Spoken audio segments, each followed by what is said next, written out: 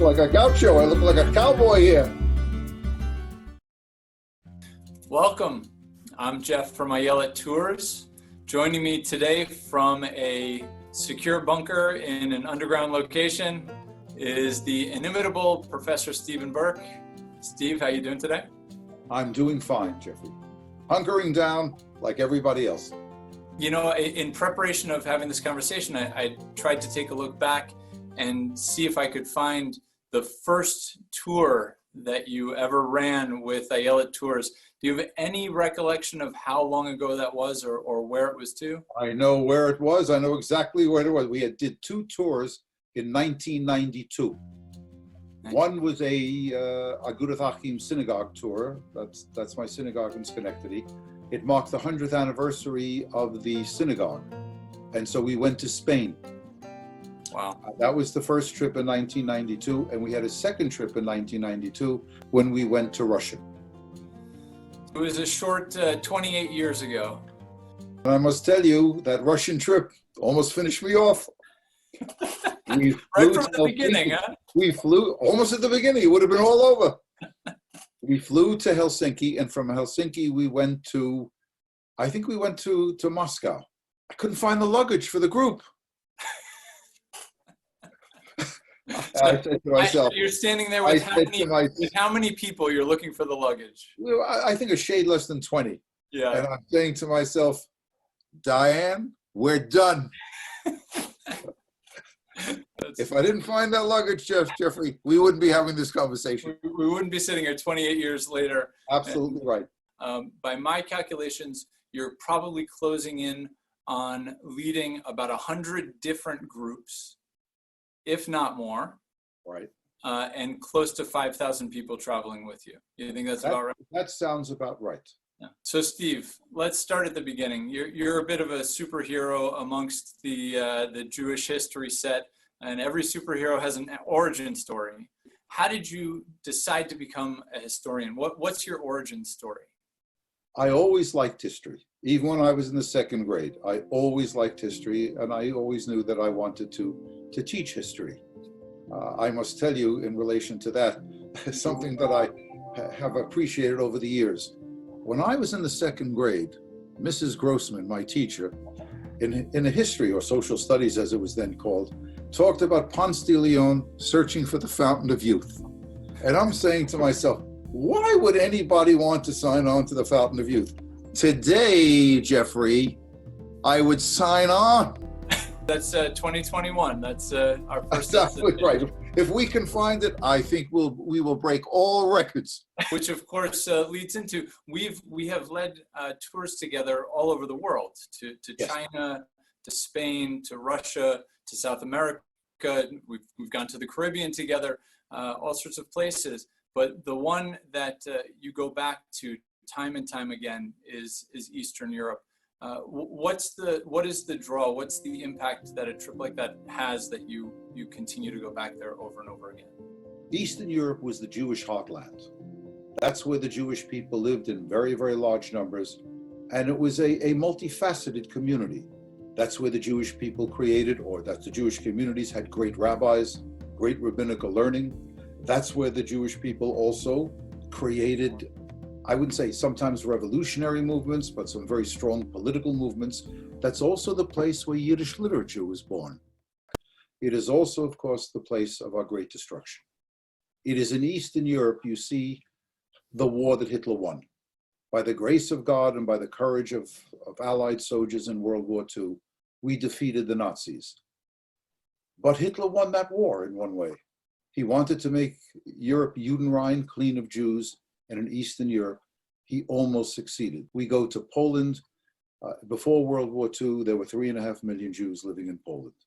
Today, at the maximum, maybe there are 30 to 40,000 out of a Polish population of 40 million. To go into Kazimierz, the Jewish quarter of Krakow, and indeed to go to the Warsaw, where the Warsaw Ghetto was, there are no remnants of the Warsaw Ghetto. There are remnants in Kazimierz and Krakow, but no remnants in the Warsaw Ghetto. But to stay there, to be where the Jewish people fought heroically and suffered terribly, to me, it has always been meaningful. And then, of course, the beauties of the area, Prague and Budapest, And Warsaw has been rebuilt, and Krakow remains really a very, very pretty city. So for these reasons, Eastern Europe is our anchor. But I must tell you, and I tell all the people, I've enjoyed every trip that I've gone on. In your regular life, you're teaching, you're a professor at Union, you're dealing with college students all of the time.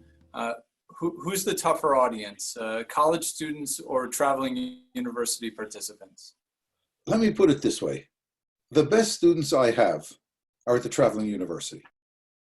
They devour history.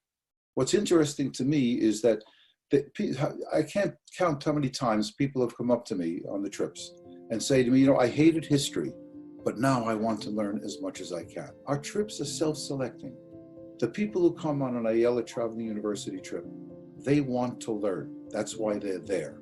Their primary issue is, or interest is in learning. And that, I think, I found that very, very rewarding. What about traveling internationally still surprises you? The most interesting part of these trips are the people who come on the trips. Everybody has got a story. One of the things that we do on the trip, Jeffrey, now, we now let people talk on a bus ride. I remember when we were in Cuba together a few years ago, doing that, and one of the participants who stood up to share stories was a Moyle from the Philly area. We can't do it here, but he had some interesting things to say. He sure did. The only thing I will say to you, what did I learn?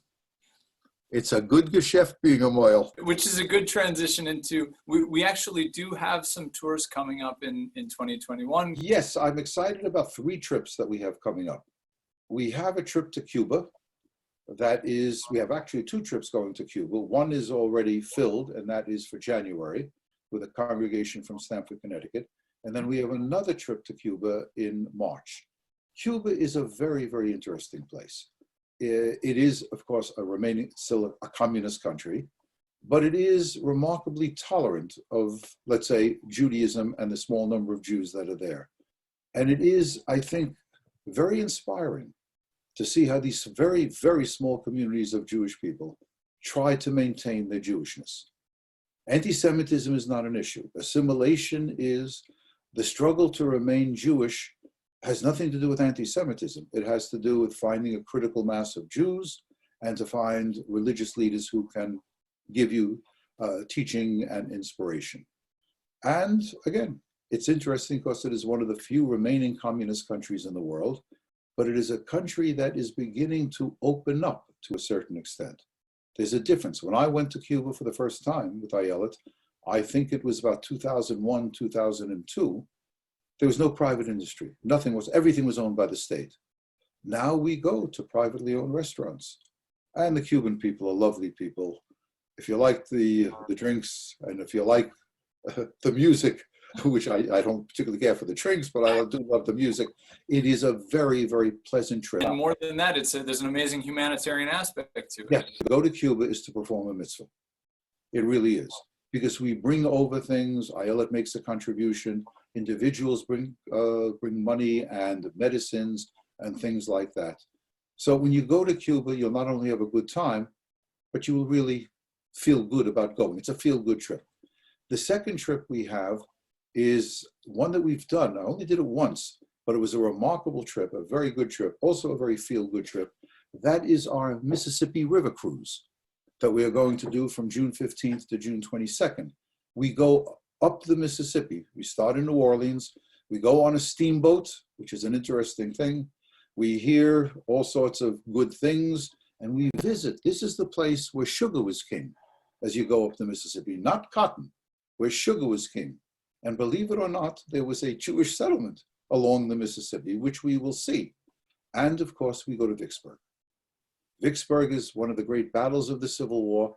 Some argue that this is Grant's greatest victory, and this is where the Civil War really turned. Because by virtue of defeating the Confederacy at Vicksburg, Grant was able to move into the South along with General Sherman. So these are important places. And one of the more moving things about Vicksburg is there's a place, I never knew this, but we went there. There was a place, a trench, where the brothers from the Confederate Army, who had brothers in the Union Army, would meet together when there was a lull in the fighting. It almost tears me up right down to the present. And then New Orleans is great. If you haven't been there, you should go. You go to the French Quarter, and of course there is an interesting Jewish community there, and also the Great World War II Museum. That is one of the most magnificent war museums that I have ever seen. It is very, very good. And then we have the Cantorial Assembly trip. If you like Chazanut, this is the trip. This is really the trip to go on. These guys and these women, they are very, very good. They're singing all the time. They're very friendly. They integrate with the community, with the people who go on. I've done this. I think this will be the 4th Cantorial Assembly trip that I go on. This is going to Italy. Italy sells itself. I don't have to talk about Italy. These are wonderful trips, and I hope you will join us on this. One last thing before we do wrap this up. All of these trips across all of these years, have you ever, I know you're not much of a collector of tchotchkes, but have you picked anything up along the way that always reminds you when you're home of your travels abroad? Well, I pick up certain things. I pick up Russian dolls there. I picked up puppets for my grandchildren when I was in Prague, and do other things. But here, one of my prized possessions. I look like a gaucho. I look like a cowboy here. Where'd you get this one? In Havana. Not in Cuba. I got this from Cuba. It was $20. People tell me it's the steal of the century. The good thing about the hat is when you're in Cuba, you look like a local. It really is. It's been a wonderful 28 years.